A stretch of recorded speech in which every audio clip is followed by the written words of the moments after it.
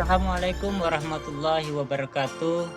Perkenalkan, nama saya Samsunar, calon guru penggerak angkatan 10 tahun 2024. Pada kesempatan kali ini, saya akan menjelaskan tugas modul 11A8, yakni koneksi antar materi, kesimpulan dan refleksi modul 11, yaitu Filosofi Pendidikan Nasional Ki Hajar Dewantoro. Adapun sistematika refleksi kita kali ini, yaitu yang pertama simpulan materi, yang kedua pemahaman sebelum mempelajari materi, yang ketiga pemahaman setelah mempelajari materi, dan yang terakhir rencana tindak lanjut. Mari kita bahas pemikiran Ki Hajar Dewantara. Di sini ada 4 bagian yang akan kita bahas, yaitu yang pertama pendidikan dan pengajaran, yang kedua tujuan pendidikan dan pendidikan yang menuntun, ketiga kodrat alam dan kodrat saman serta asas trikon, yang keempat budi pekerti. Mari kita bahas yang pertama, yaitu pendidikan dan pengajaran. Menurut Ki Hajar Dewantara, pengajaran adalah bagian dari pendidikan. Pengajaran merupakan proses pendidikan dalam memberi ilmu yang berfaedah untuk kecakapan hidup anak secara lahir dan batin. Pendidikan adalah proses memberi tuntunan terhadap segala kekuatan kodrat anak agar mencapai keselamatan dan kebahagiaan setinggi-tingginya, baik sebagai manusia maupun sebagai anggota masyarakat. Selanjutnya, tujuan pendidikan. Menurut Ki Hajar Dewantara, tujuan pendidikan adalah menuntun segala kodrat yang ada pada anak agar mereka dapat mencapai keselamatan dan kebahagiaan yang setinggi-tingginya, baik sebagai manusia maupun sebagai anggota masyarakat. Selanjutnya, pendidikan yang menuntun. Menurut Ki Hajar Dewantara, pendidikan yang menuntun adalah pendidikan yang lebih dari sekedar transfer pengetahuan, melainkan membimbing dan membentuk individu secara holistik. Di sini guru dapat diibaratkan sebagai petani atau tukang kebun. Seorang petani atau tukang kebun, jika dia menanam benih padi, maka harus dirawat sesuai dengan benih padi tersebut. Begitu pula jika petani menanam jagung, maka jagung tersebut dirawat sebagaimana jagung. Padi tidak bisa dirawat layaknya jagung, jagung pun tidak bisa dirawat layaknya padi. Jadi pada hal seperti ini, padi harus dirawat sesuai dengan kodratnya. Jagung pun seperti itu. Begitu pula anak atau murid kita harus dididik sesuai dengan kodratnya. Kita tidak bisa memaksakan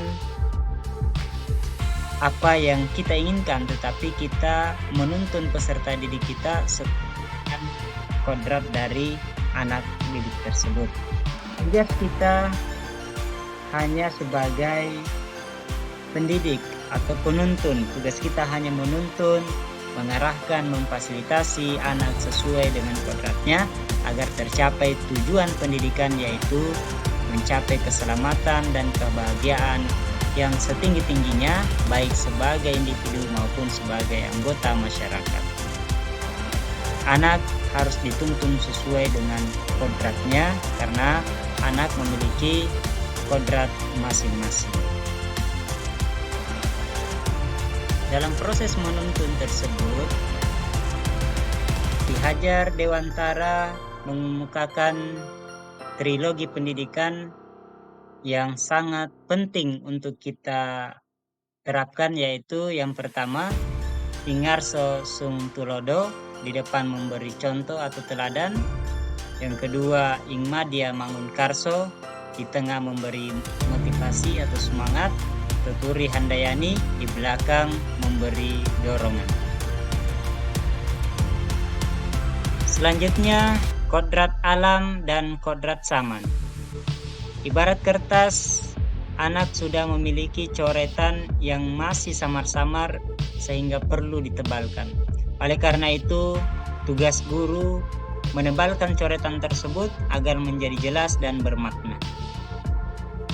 Dalam proses menuntun anak, kita harus memperhatikan dua hal. Yang pertama, kodrat zaman dan kodrat alam. Kodrat alam adalah kekuatan, potensi, atau keadaan diri yang secara alamiah melekat pada diri masing-masing anak.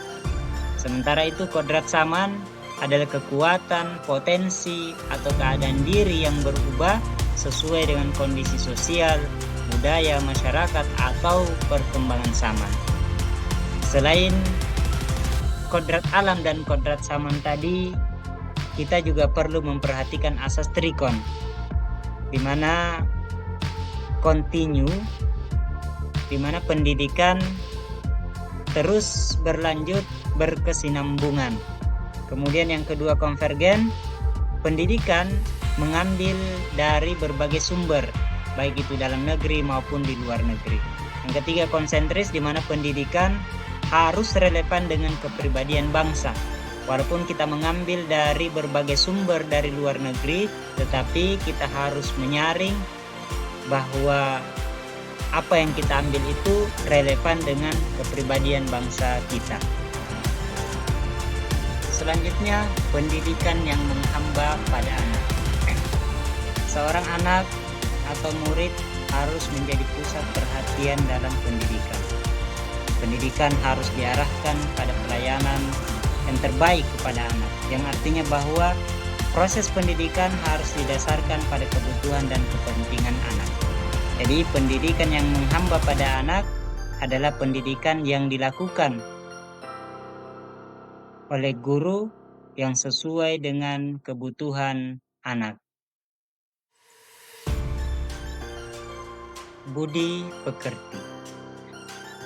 Budi pekerti adalah bersatunya atau perpaduan yang harmonis antara gerak, pikiran, perasaan, dan kehendak sehingga menimbulkan tenaga atau semangat.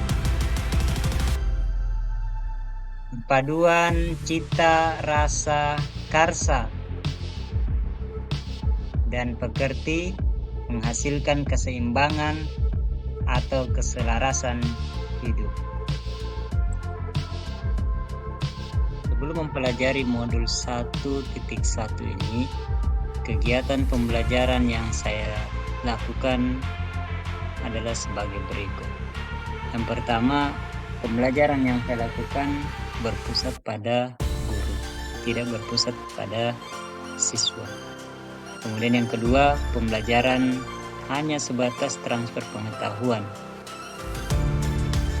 tidak mengarah secara holistik. Yang ketiga, hanya mengejar ketuntasan materi. Yang keempat, kurang memperhatikan kemampuan awal dan latar belakang murid. Yang kelima, tidak memperhatikan aspek sosial budaya. Yang keenam, pembelajaran monoton, tidak kreatif dan inovatif. Yang terakhir, tidak memperhatikan kebutuhan murid. Selanjutnya, apa yang berubah setelah mempelajari modul 1.1 ini? Jadi yang berubah setelah saya mempelajari modul ini adalah yang pertama, pembelajaran yang saya lakukan berpusat pada murid, tidak lagi berpusat kepada guru. Yang kedua, saya berusaha menuntun anak sesuai dengan kodratnya, minatnya, bakatnya. Yang ketiga, saya tidak lagi mengejar materi, tapi fokus pada kebutuhan murid, fokus pada materi yang esensial saja. Yang keempat, sumber belajar lebih bervariasi, di mana saya berusaha menyediakan materi-materi pembelajaran yang lebih variatif dan menggunakan pembelajaran abad 21. Yang terakhir, pendidikan saya lakukan sesuai dengan kodrat alam dan kodrat zaman anak. Mana di sini saya lebih memperhatikan nilai-nilai sosial budaya, kemudian penggunaan media-media pembelajaran berbasis teknologi. Selanjutnya, rencana tindak lanjut yang dapat segera saya terapkan pada pembelajaran di kelas saya yang sesuai dengan pemikiran Ki Hajar Dewantara, yaitu ada beberapa hal. Yang pertama, melaksanakan pembelajaran yang berpihak pada murid. Yang kedua, menerapkan sistem Among dalam pembelajaran, yaitu trilogi pendidikan, ing Karso Sungtolodo, ing Madya Mangun Karso, Tuturi Handayani. Yang terakhir, memperhatikan faktor psikologi anak, latar belakang anak, keluarga, dan kemampuan awal anak. Hal ini dapat dilakukan melalui tes awal, baik itu kognitif maupun non-kognitif, untuk mengetahui minat belajar maupun hal-hal lain, sehingga nanti dapat dilakukan pembelajaran yang berdiferensiasi. Demikian paparan saya mengenai koneksi antar materi, kesimpulan dan refleksi modul 1.1 mengenai filosofi pendidikan nasional Ki Hajar Dewantara. Terima kasih.